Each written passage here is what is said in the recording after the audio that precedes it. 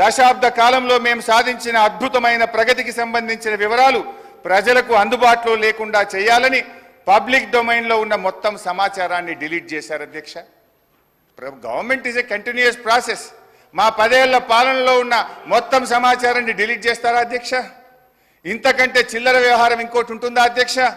ముఖ్యమంత్రి గారు, మీరు కంప్యూటర్ మెమొరీ నుంచి డిలీట్ చేయగలుగుతారేమో కానీ ప్రజల మెమొరీలో నుంచి డిలీట్ చేయలేరనే విషయాన్ని గుర్తుంచుకోవాలి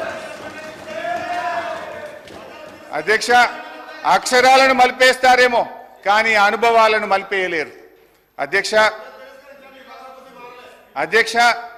ఈ బడ్జెట్ గురించి చెప్పాల్సినటువంటి అవసరం ఉంది అధ్యక్ష. ముఖ్యంగా బడ్జెట్లో చూస్తే అధ్యక్ష, ఆర్థిక మంత్రి గారు చాలా అందంగా చెప్పారు. వాస్తవాలకు దగ్గరగా ఉందని, నిద్రలేని రాత్రులు గడిపామని, మేము డాంబికానికి పోకుండా రియలిస్టిక్ బడ్జెట్ను ప్రవేశపెట్టామని గౌరవనీయులైన ఉప ముఖ్యమంత్రి గారు చెప్పారు.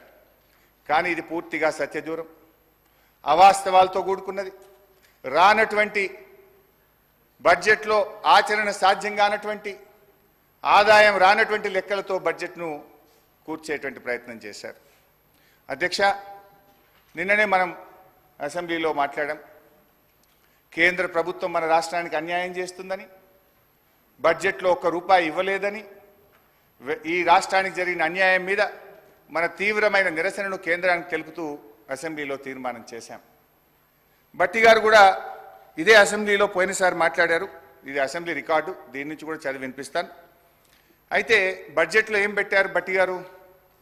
2023-24 సంవత్సరంలో, అంటే ముగిసిన ఆర్థిక సంవత్సరంలో కేంద్ర ప్రభుత్వం నుంచి మనకు వచ్చినటువంటి గ్రాంటు 9,729 కోట్లు.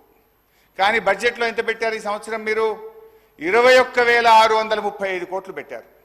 అంటే పోయిన సంవత్సరం ఇచ్చినంత కూడా ఇయ్యలేదని, తెలంగాణకు మొండి చేయి చూపిందని ఇదే సభలో మనం తీర్మానం చేస్తాం.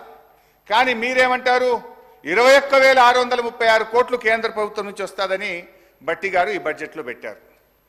గౌరవనీయులైన భట్టి విక్రమార్క గారు పోయినసారి అసెంబ్లీలో మాట్లాడుతూ ఏమన్నారో ఒక్కసారి చదివి వినిపిస్తాను అధ్యక్ష. మన రాష్ట్రం పేజ్ నంబర్ 19 పారాగ్రాఫ్ 1. మన రాష్ట్రం ఏర్పడిన నాటి నుండి గత సంవత్సరం వరకు కూడా గ్రాంట్ ఇన్ ఎయిడ్స్ దాదాపు 8,000 కోట్ల నుంచి 10,000 కోట్లు దాటడం లేదు. ప్రతి సంవత్సరం గ్రాంట్ ఇన్ ఎయిడ్స్ మనం ఆశిస్తున్నాం కానీ కేంద్రం నుంచి ఏమీ రావడం లేదని చెప్తూ ఉన్నారు. ఇది వారికి తెలిసిందే అని నన్ను ఉద్దేశించి వారు మాట్లాడారు. మరి మీకు తెలిసిందే కదా, ఇప్పుడు మీకు తెలిసిందే కదా. మరి నువ్వెట్లా పెట్టినావు 21,000 కోట్ల రూపాయలు? అంటే ఈ బడ్జెట్ అవాస్తవాలతో కూడుకున్నటువంటిది. 21,636 కోట్లు కేంద్రం నుంచి గ్రాంట్ల రూపంలో వస్తుందని ఏదైతే పెట్టారో ఇది వాస్తవాలకు దూరంగా ఉంది. ఇకపోతే అధ్యక్ష, అంటే ఇంకా బాగా అర్థం కావాలంటే భట్టి గారికి నేను సెంట్రల్ బడ్జెట్ కూడా తీసి చూశాను. ఏమైనా పెరిగిందా, నిజంగానే ఏమైనా వస్తుందా? భట్టి గారు బాగా ఆలోచించి పెడతారు కదా, ప్రతిపక్షంలో అనుభవజ్ఞులు కదా అనుకున్నా. సిఎస్ఎస్ కింద 2023-24 సంవత్సరానికి కేంద్ర ప్రభుత్వం పెట్టింది 4,60,614 కోట్లు. ఈ సంవత్సరం సిఎస్ఎస్ కింద, సెంట్రల్లీ స్పాన్సర్డ్ స్కీమ్స్ కింద రాష్ట్రాలకు ఇచ్చే డబ్బు ఈ సంవత్సరం ఎంత పెట్టారు అని చూశాను. 5,05,978 కోట్లు. అంటే గత సంవత్సరం కంటే 45,000 కోట్లు సిఎస్ఎస్లో ఎక్కువ పెట్టారు.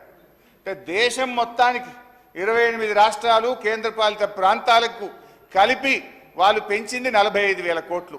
కానీ మా గౌరవనీయులైన ఆర్థిక మంత్రి గారు ఒక్క మన రాష్ట్రానికే 12,000 కోట్లు గత సంవత్సరం కంటే అదనంగా వస్తాయని పెట్టారు. ఇది సాధ్యమా అని నేను అడుగుతా ఉన్నా. ఇకపోతే ట్యాక్స్ రెవెన్యూలో చూస్తే అధ్యక్ష, పోయిన సంవత్సరం కంటే ఈసారి 26,383 కోట్లు ట్యాక్స్ రెవెన్యూ ఎక్కువ వస్తుందని వారు బడ్జెట్లో ప్రతిపాదించారు. ఇందులో ఏమంటారు? అసలు వాస్తవానికి ఇంత గ్రోత్ ఒక్కసారి రాదు అధ్యక్ష. ఒకవైపు ఆర్థిక మాంద్యం అంటున్నారు, ఇంకొక వైపు మీ కొన్ని వ్యవహారాల వల్ల రాష్ట్రంలో రియల్ ఎస్టేట్ ఆగమైపోయింది, కుదేలైపోయింది. కానీ నేను I will going to the details అధ్యక్ష. స్టాంప్స్ అండ్ చెప్తాను భాయ్ సాబ్, యూ షుడ్ హ్యావ్ పేషెన్స్. భాయ్ సాబ్, నేను 2 గంటలు అప్పులు చెప్తా, ఆస్తులు చెప్తా, నీ లిక్కర్ చెప్తా, నీ కథ అంతా చెప్తా, జర్ర ఒప్పుకోవచ్చు. విను నేను మాట్లాడినాక మీకు అవకాశం ఉంటుంది, నువ్వే మాట్లాడు. నేను తప్పు చెప్తే నువ్వు సమాధానం చెప్పు, కానీ మధ్యలో రాకు. అధ్యక్ష, స్టాంప్స్ అండ్ రిజిస్ట్రేషన్ తర్వాత దీంట్లో ఏమంటారంటే గత సంవత్సరం మనకు వచ్చింది 14,295 కోట్లు. ఈ సంవత్సరం స్టాంప్స్ అండ్ రిజిస్ట్రేషన్ ద్వారా 18,228 కోట్లు ఆదాయం వస్తుందని బడ్జెట్లో బట్టి గారు ప్రతిపాదించారు. ఎట్లా వస్తుంది? దాదాపు 4,000 కోట్లు స్టాంప్స్ అండ్ రిజిస్ట్రేషన్ ద్వారా అదనపు ఆదాయం రాష్ట్రానికి వస్తుంది, దాన్ని మేము ఖర్చు పెడతాము అన్నారు. నేను అడుగుతా ఉన్న గౌరవనీయులు బట్టి గారు, ఒకవైపు ఏమో మీరు వచ్చిన తర్వాత గత 8 మాసాలుగా చూస్తే మంత్ ఆన్ మంత్ మనకు స్టాంప్స్ అండ్ రిజిస్ట్రేషన్ ద్వారా వచ్చే ఆదాయం తగ్గుముఖం పట్టింది. ఒకవైపు ఏమో రిజిస్ట్రేషన్లు తగ్గుతూ ఉన్నాయి, రిజిస్ట్రేషన్ ఆదాయం తగ్గుముఖం పడితే ఇంకొక వైపు మీరు 4,000 కోట్లు పెరుగుతుందన్నారు. ఏ రకంగా పెంచుతారు? అంటే మీరు వ్యవసాయ భూములు, రైతుల చేతుల్లో ఉండే వ్యవసాయ భూములకు భూముల ధరలు పెంచుతారా? Registration fee పెంచుతారా? పేద మధ్యతరగతి ప్రజలు కొనుక్కునే అపార్ట్మెంట్ల మీద వాళ్ళ వాల్యూ పెంచుతారా? రిజిస్ట్రేషన్ ఫీజులు పెంచి ప్రజల మీద భారం వేస్తారా? ఏ రకంగా ఈ 4,000 కోట్లు మీరు ఆదాయాన్ని పెంచుతారో ఈ సభకు, ఈ సభ ద్వారా ప్రజలకు స్పష్టత ఇవ్వాలని గౌరవనీయులు బట్టి గారిని కోరుతా ఉన్నా. అధ్యక్ష, ఎక్సైజ్ ఇదైతే సిగ్గుతో తలదించుకోవాలి కాంగ్రెస్ పార్టీ నాయకులు. అధ్యక్ష